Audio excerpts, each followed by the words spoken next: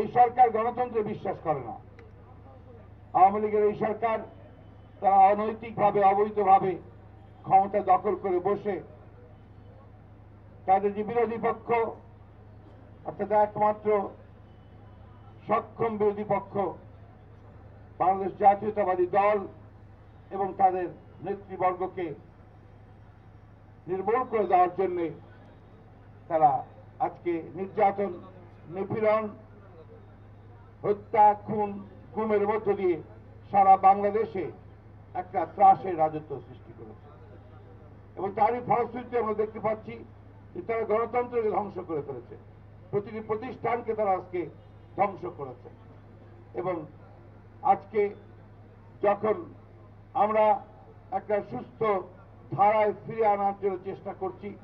ফিরে আসার চেষ্টা করছি বাংলাদেশের রাজনীতিকে, এবং সেই লক্ষ্যে যেমন দেশনেত্রী বেগম খালেদা জিয়া তিনি নির্বাচন কমিশন গঠন করার জন্য একটি প্রস্তাব দিয়েছেন, যে প্রস্তাবের ভিত্তিতে আজকে রাষ্ট্রপতি সমস্ত রাজনৈতিক দলগুলোকে ডেকে আলাপ করেছিলেন, কথা বলেছেন, এবং সকলের মধ্যে এই বিশ্বাস জন্মেছিল যে রাষ্ট্রপতি হয়তো একটি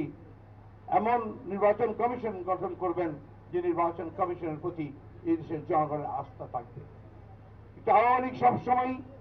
সুস্থ অবস্থায় তারা ক্ষমতায় থাকতে পারে না, তার দেশের স্থিতি অবস্থাকে নষ্ট করে এবং রাজনীতি একটা সব সময় তারা একটা অস্থিতিশীল অবস্থা সৃষ্টি করে। তারই ধারাবাহিকতায় তারা আমাদের রাষ্ট্রপতি যে উদ্যোগ, এই উদ্যোগকে তারা ইতিমধ্যেই বিতর্কিত করে ফেলেছে এবং তা বিতর্কিত করবার জন্যই এখন বিভিন্নভাবে বিভিন্ন রকম বক্তব্য দিচ্ছে। আমরা খুব পরিষ্কারভাবেই বলতে চাই, স্পষ্টভাবে বলতে চাই